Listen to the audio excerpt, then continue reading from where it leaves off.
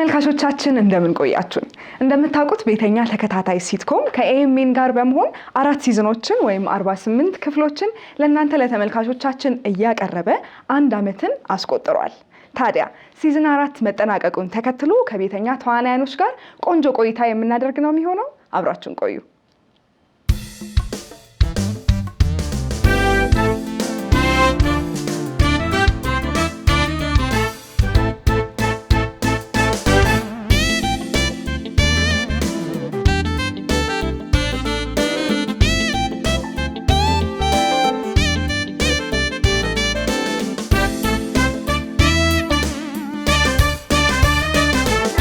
እሺ ተመልካቾቻችን ከቤተኛ ተዋናያኖች ጋር ይሄን ያህል ቆንጆ ቆይታ ካሳለፍን አሁን ደግሞ እስኪ ስለ ክሩ ትንሽ ልበላችሁ። መቼስ አንድ ሲትኮም 48 ያህል ክፍሎችን እንዲሄድ ጠንካራ ክሩ ከጀርባው እንደሚያስፈልገው ግልጽ ነው። ስለዚህ የቤተኛ ክሮች ከክሩነት ባለፈም በዚህ በ48 ክፍል ቀረጻ ቆይታቸው ቤተሰባዊነት ጊዜ እንዳሳለፉ እርግጠኛ ነኝ። አሁን ደግሞ ከጸሐፊው ከአቤኔዘር ጋር ተነጋግረን አጠር ያለች ጨዋታ ቢጤ አዘጋጅተናል። ጨዋታው ማን የተሻለ የሚጫወተውን ካራክተር ይበልጥ ያውቀዋል ወይም ደግሞ ከጠበቃ ያዕቆብ ቤተሰቦች ውስጥ ያሉትን ካራክተሮች ማን የተሻለ በደንብ ያውቃቸዋል የሚለውን የምናይበት ነው የሚሆነው። ወደ ጨዋታው እናልፋለን። የመጀመሪያ ጥያቄ፣ ያዕቆብ ቤት ሁሉም በተሰበሰበበት እሳት ቢነሳ ማን ቀድሞ ከእሳቱ ያመልጣል የሚለው ነው። ጸሐፊው አቤኒ መልሱን ነግሮኛል። እነሱ በትክክል ከመለሱት አብረን የምናይ ነው የሚሆነው። ወደ መልሳቸው እንሄዳለን። ያዕቆብም ያመልጣል፣ ሳሚም ያመልጣል፣ ግን ያዕቆብ ያመልጣል። አንዱን መምረጥ ስላለብኝ ያዕቆብ ያመልጣል። በነገራችን ላይ ሁለቱም ራስ ወዳዶች ናቸው። እኔ ትዝ የምለውም አይመስለኝም። ያዕቆብ ራሱን ማድረፍ ነው የሚወጣው፣ በተለይ ማለት ነው። ያ ኦኬ፣ ሳሚ ነው። ሳሚ ለምን ያመልጣል በለኝ። ሳሚ ያልታወቀበት ክሬቲቭ ማይንድ ያለው ሰው። በቃ ይሄ ማለት አንዳንድ ጊዜ አይ ቲንክ ቃልየን የምናስጠናበት በጣም አስቸግሯት ኢንትራንስ ኤግዛም ለማለፍ ክፍል 3 ይሁን አይ ቲንክ እነዛ ላይ ነው መሰለኝ። እና በቃ ግራ ገባን። በቃ ለኢንትራንስ ኤግዛም ማለፍ አለባት ምናምን እና እንዴት አድርገን እናስጠናት በሚባልበት ሰዓት በቃ የሆነ ሜካኒካል ነገር ክሬት አደረገና ወዲያው በቃ እንቅልፍ ሲይዛት በገመድ እንደዚህ ተወጥራ ምናምን እሱን አይነት እንደዛ አይነት ክሬቲቭ የሆነ ማይንድ ያለው ሰው ነውና ድንገት ክሊክ የሚያደርግ የሆነ ፈጣን የሆነ የፈጠራ እንትን አለው፣ ተፈጥሯዊ የፈጠራ አቅም አለውና በየትም አቅጣጫ ቢሆን ሮጦ ቀድሞ ለማንም ሳያስብ ቀድሞ የሚወጣው ሳሚ ነው ብዬ ነው ማስብ። ማኪናት የምታመልጠው ምክንያቱም እነሱ ትንሽ ዘግየት ይላሉ የሆነ ሐሳባቸው ምናምን። ያዕቆብ ይመስለኛል ከሄለን ጋር ሲጨቃጨቁ የሚያመልጠው አይመስለኝም። ሳሚ ደግሞ የተሻለ ነገር ለማምለጥ የተሻለ ነገር እፈጥራለሁ ብሎ ሌላ ችግር ነው እንደውም የሚፈጥረው። ስለዚህ ማኪ የሆነ ሰዓት ላይ ጥላቸው ቀድማቸው የምትወጣ ነው የሚመስለኝ። ሰከን ብሎ ነገሮችን መረዳትና በራሱ ተማምኖ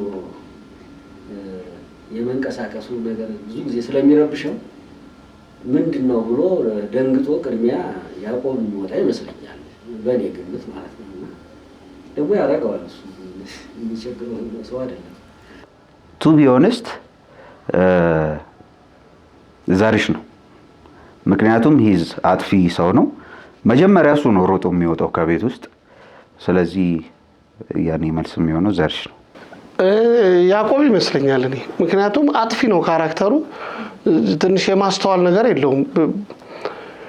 ውጪ ከወጣ በኋላ ይመስለኛል ስለ እሳቱ ራሱ የሚያስበው።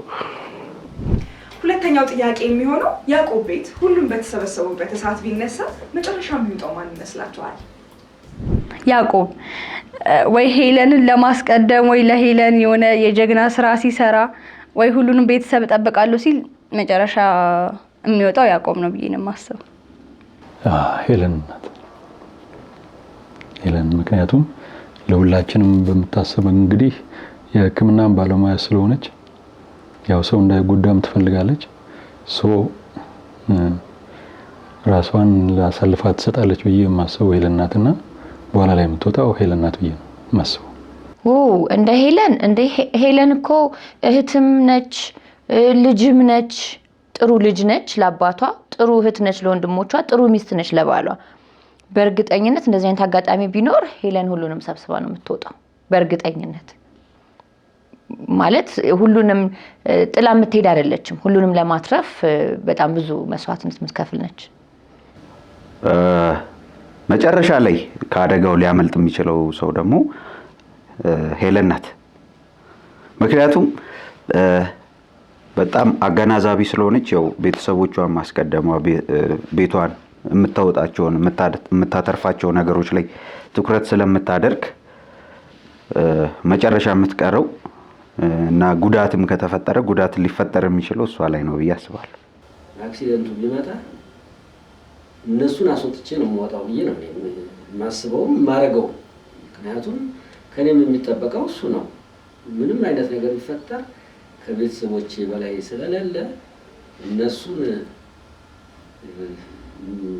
መደረግ የሚገባውን ነገር አድርጌ ከእነሱ ኋላ መጨረሻ ላይ ያው የግድ መውጣት ካለብኝ እኔ ነኝ የምወጣው ብዬ ነው የማምነው። ሄለን ነች። ምክንያቱም ያው አገናዛቢ ካራክተር ናት። ትንሽ ያው የእናታዊ አይነት ነገር ስላላት ማንንም ትታ የምትወጣ አይመስለኝም እሷ። ሌሎቻችን ግን ያው አጥፊዎች ስለሆንን ያው ተረባርበን የምንወጣው እኛ ነን ብዬ አስባለሁ። ወደ ሶስተኛው ጥያቄ ሳልፍ በጣም ትልቅ ጥያቄ ነው የምጠይቃችሁ። እኔም በጣም ግራ የሚያጋባኝ ጥያቄ ስለሆነ ማርያማዊት አንበርብርን ትወዷለች ወይስ አትወደውም? ለእኔ በጣም ግራ የሚያጋባ ነገር ነው። እስኪ የቤተኛ ክሮች ምን ያስባሉ የሚለውን ደግሞ ሰምተን ምንመለስ ይሆናል። እስካሁን እንግዲህ የማርያማዊት ነገር የለየለት ነገር ያለ አይመስልም። አንዳንድ ቦታ ጋር ሲሪየስ ትሆናለች። ለጥቅም ገብታ የተሸነፈች አይነት ካራክተር ትመስላለች። አንዳንድ ጊዜ በጣም ሳይታሰብ የፋሚሊ ኬሪየር ትሆናለች። ማለት ለምሳሌ ወደ መናፈሻ የምንሄድበት ሲን አለ እና እዛ ላይ እሷ ለመንከባከብ ብላ ለመጠበቅ ብላ የሰራችው ስህተት ከድሮ ጓደኛዋ ከአሁኑ የእንጀራ ልጇ ጋር የምትጋጭበት ክፍል አለ እና እዛ ጋር አይ ቲንክ ኬሪየር ለመሆን ብላ ነው ስህተት የምትሰራው እና አንዳንድ ጊዜ ጥሩ ነገር ክሬት ታደርጋለች። አንዳንድ ጊዜ ደግሞ አላደለም የወጣትነቷ አፈንግጦ ይወጣልና እስካሁን እኔ አላቅም፣ እንደ ሳሚም አላቅም፣ እንደ ዮናስም አላቅም፣ ትውደደው አትውደደው አላቅም፣ ግን she is still with him። እኔ መጀመሪያ ላይ ከልቧ አይደለም ብዬ ነበር ማስበው። ምክንያቱም ጓደኛዬ ነች፣ ያገባችው አባቴን ነው፣ የሆነ ነገር ፈልጋ ነው ብዬ ነበረ። ግን እስካሁን ከመጡት ክፍሎች አንፃር በተለይ የመጨረሻው የመዝጊያው ሲዝን 4 ክፍል ላይ አየሁኝ ምን ያህል እንደምትወደውና ከልቧ ነው የምትወደው። ማርያማዊት የምትወደው አይመስለኝም። ምክንያቱም ይመስለኛል ከሆነ ጊዜ በኋላ እንደኛ ራሱን መታየው ይመስለኛል። ማለት ራሷን እንደ ልጅ ወይ እንደሆነ ቤተሰብ ነው እንጂ እንደ ሚስት ራሱ የተቀበለች አይመስለኝም። ያው ነገሩ ሲመጣ ነው እንጂ አሁን እንደውም መጨረሻው ላይ እንደ ቤተሰብ ማሰብ ጀምራለች ከኛ ጋር ማለት ነው። ሚስትነቱን ጥላ የምትወደው አይመስለኝም። ማርያማዊት ለአንበርብር ያላት ፍቅር እውነት ነው አይደለም ለሚለው ጥያቄ ሲመስልኝ በእርግጠኝነት ባይሆን ከልብ የምትወደው ይመስለኛል። መጀመሪያ ላይ ስትገባ ገንዘቡን ብላ ብትገባም የሄለን ደርቢ ወይም ተቀናቃኝ ወይም የማትወዳት ጓደኛዋ የነበረች ሴት ብትሆንም ዜን ከቅርርብ ፍቅር ይወለዳልና ከቆይታ በኋላ የማርያማዊት አመለካከት ተቀይሮ አንበርብርን ከልብ እየወደደችው የመጣች ካራክተር ናት ብዬ ነው የማስበው። ይሄ ነው ተብሎ በግልጽ ለትዳር የተመጣጠኑ በእውነት በፍቅር የተመሰረተ የተዋወቁ የተዋደዱ ናቸው ተብሎ ከሁለቱ አጠቃላይ ሁኔታ አንፃር ሲታይ እርግጠኛ ሆኖ የሚያናግር ነገር ያስቸግራል። ምንም አትወደውም። አንደኛ እኩያዋም አይደለም። በቃ ለመኖር ስትል ነው የያዘችው። በቃ ሌላ ምንም አይደለም። ያው ይስተዋላል እኮ አሁንም በኖርማል እንትንም በምናየው የሚስተዋል ነገር ነው። ያው ለመኖር ነው እንጂ አትወደውም፣ አይመጣጠሉም። አያቷ ይሆናል እኮ። እንደሰማችሁት የቤተኛ ተዋናያንም ግራ ተጋብተዋል። መልሱን ስቲል ማንም ሊያውቀው አልቻለም።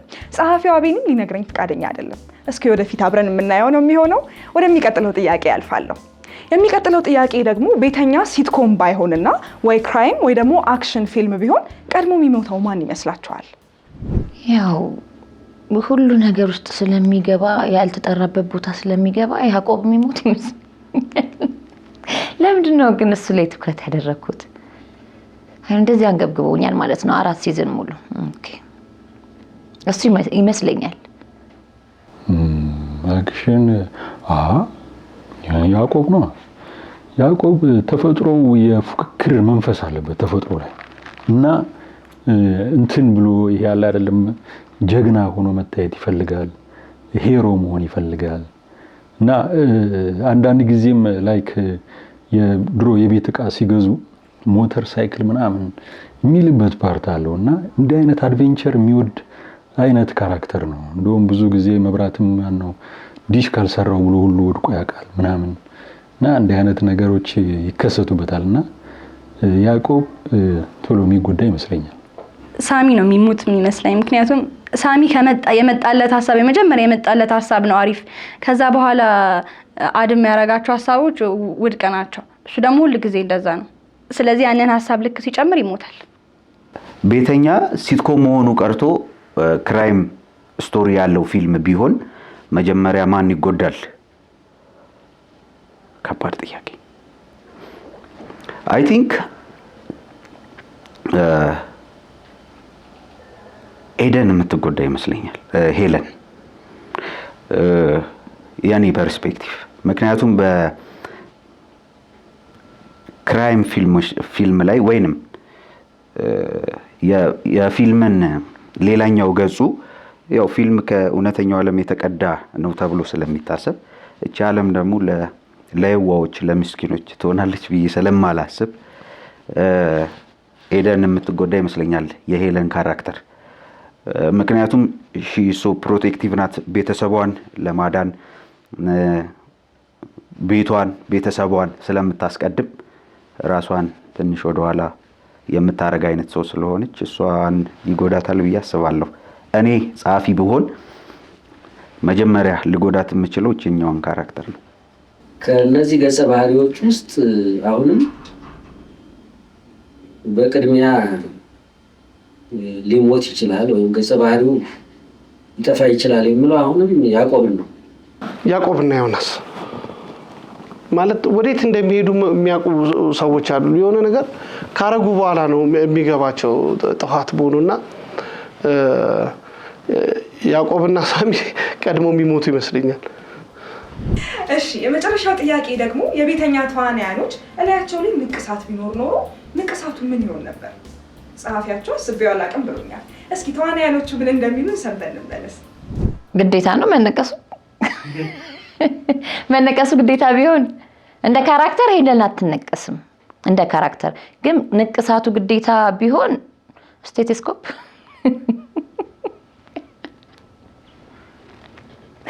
ስራዋን በጣም ስለምትወድ አትነቀስም ማለት እሺ አትልም። ሌሎቹ ምናልባት ነቅሳ ልጨርሳቸው ትችላለች እንጂ እሷ አትነቀስም። ወይ ደግሞ ስለ ንቅሳት ያላትን ሀሳብ በረዥሙ ትተነትንላቸዋለች። የህግ የበላይነት ይከበር የሚል ጀርባው ላይ ተነቅሶ የሚዞር ይመስለኛል። እና ወይም ደግሞ የህግ የሚዛኗ ምልክት አለች አይደል? እሷን ታቱ የሚያሰራ ይመስለኛል።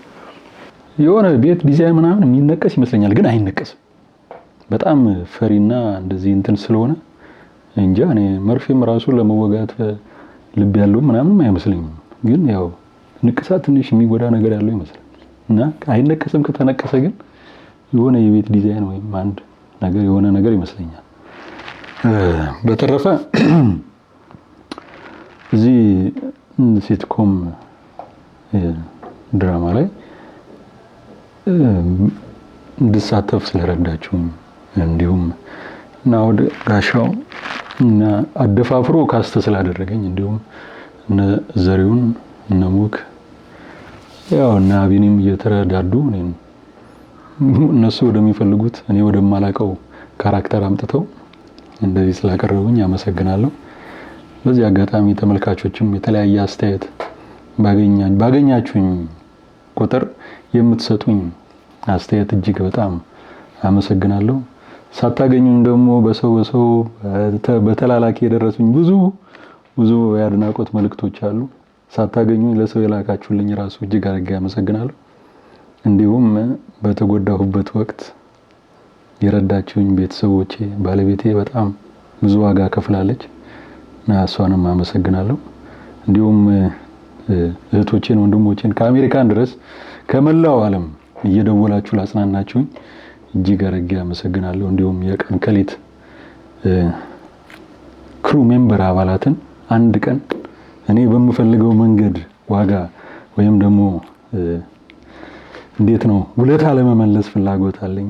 አዲስ ሚዲያ ኔትወርክ ነው እንዲሁ እየመጣችሁ እየጠየቃችሁኝ ነውና እያጽናናችሁኝም ስለሆነ እጅግ አድርጌ አመሰግናለሁ። እግዚአብሔር ይስጥልኝ።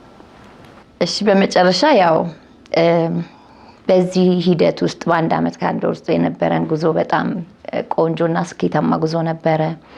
ናኦድ ጋሻው እጅግ በጣም ነው የማመሰግነው። ሁሌም በሄድኩበት ሁሉ ናኦድ ጋሻውን ሳላመሰግን ማለፍ አልፈልግም። በጣም አመሰግናለሁ።